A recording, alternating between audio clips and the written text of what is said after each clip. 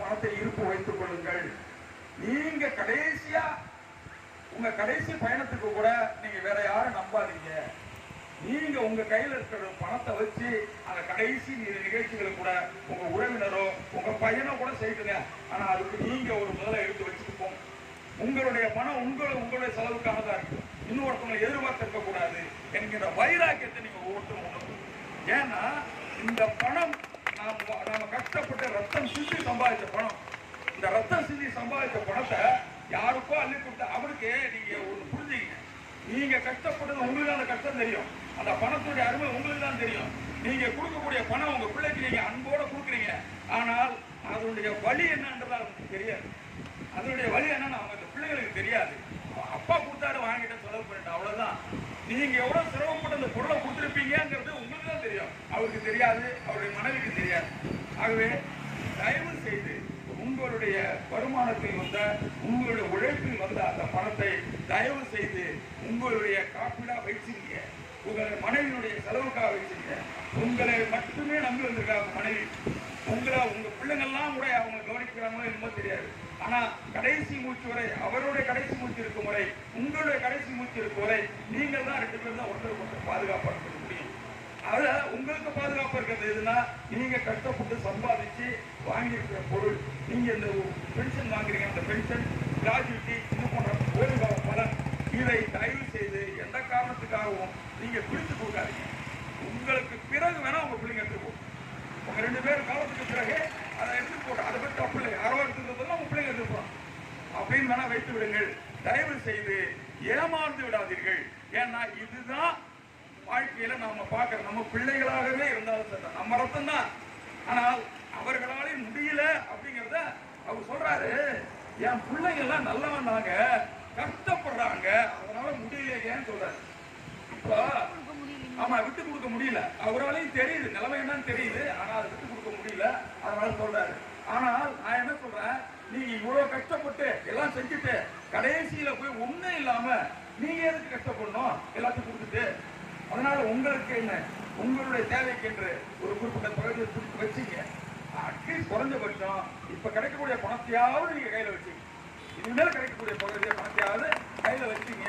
உங்களுடைய இறுதி காலத்துக்கு பிறகு எடுத்துக்கொள்ளபடி உங்க பிள்ளைகளுக்கு வேணா விட்டுடுங்க. எந்த காரணத்தை முன்னிட்டும் அவன் ஒண்ணு கேட்டுங்க தெரிஞ்சுங்க. நம்ம குடும்பங்கள்ல நிறைய குடும்பங்கள் நான் பார்த்திருக்கேன்.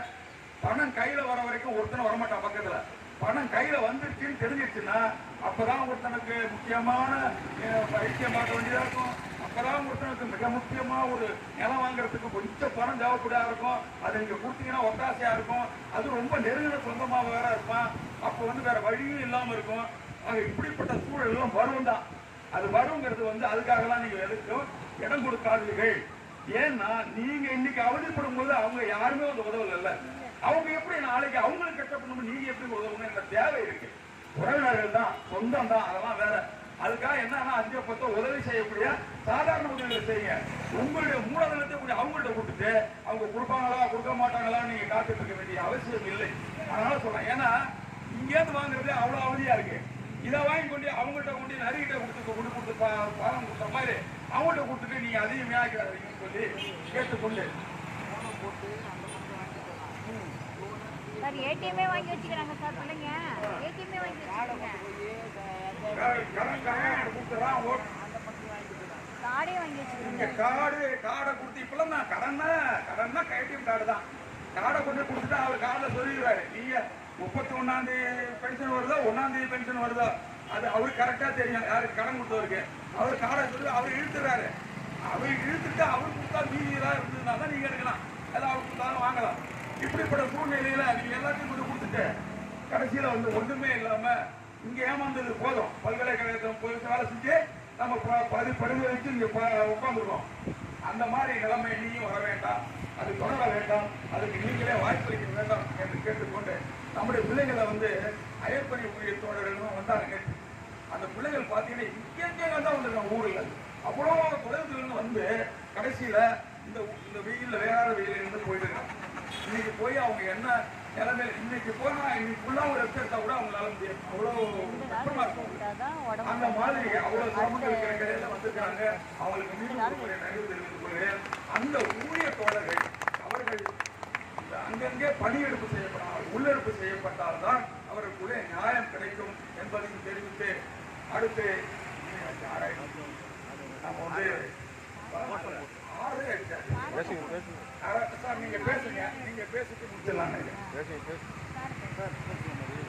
நீங்க பேசுங்க. நீங்க ஏதோ பேசணும் ஆசைப்படுறாங்களா? ஆமா பேசுங்க சார். தெம்பா பேசுங்க. தெம்பா சொல்லுங்க. நீங்க கீழே பார்க்காதீங்க. நல்ல ஸ்போர்ட்டிவா நல்லா ஏதாவது சொல்லுங்க. ஏதாவது சொல்லுங்க. அவங்க நாளைக்கெல்லாம் வர முடியாது, அவங்க ஊருக்கு போடுவாங்க. ஆமா. ஆமா ஆமா உங்க பேச்சு அப்புறம் அடுத்த சனி ஞாயிறு தான்.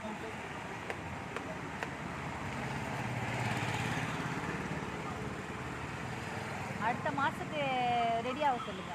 அடுத்த மாசத்துக்கு ரெடி ஆக சொல்லுங்க. ஒரு வாரம் ரெஸ்ட் எடுத்துட்டு வர சொல்லுங்க.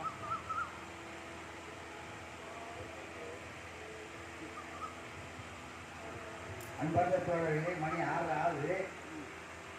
சகோதரி பிரியத்துக்கு இருப்ப சில கருத்துக்களை முன்மொழிகிறேன். நான் நேற்றே சொன்னேன், இன்னைக்கு தான் போராட்டத்தை ஆரம்பிக்கிற மாதிரி இருக்குன்னு. அதுதான் உண்மை. இன்னைக்கு ஃபர்ஸ்ட் நாள் ஆரம்பிக்கிற மாதிரியே இருக்கு. ஏன்னா எப்படி சார் அதெல்லாம்? அவ்வளோ பெரிய பலம் திருப்பி நமக்கு ஒரு நம்பிக்கை ஒளி நம்ம நண்பர்கள் எல்லாம் கொடுத்துருக்காங்க. அதனால நம்மளால அடுத்தடுத்த கட்டத்துக்கு நகர்த்த முடியும் அப்படிங்கிற ஒரு நம்பிக்கை ஒளியை நோக்கி நமக்கு அந்த கொடுத்த அந்த அயற்பணி தோழர்களுக்கு முதல்ல என்னுடைய ராயல் சல்யூட் அந்த நண்பர்களுக்காக. ஏன்னா ஒரு ஒரு நம்ம அடுத்த கட்டத்துக்கு என்ன பிளான் பண்ணலாம், எப்படி போகலாம், இதுக்கு அடுத்து என்ன செய்யலாம் அப்படிங்கிறதுக்கு ஒரு நம்பிக்கை வேண்டிய ஒரு புடிமானம் நமக்குள்ள. அந்த புடிமானத்தை நம்ம நண்பர்கள் கொடுத்துருக்காங்க. அதனால நம்ம எவ்வளோ காலத்துக்கு வேணாலும்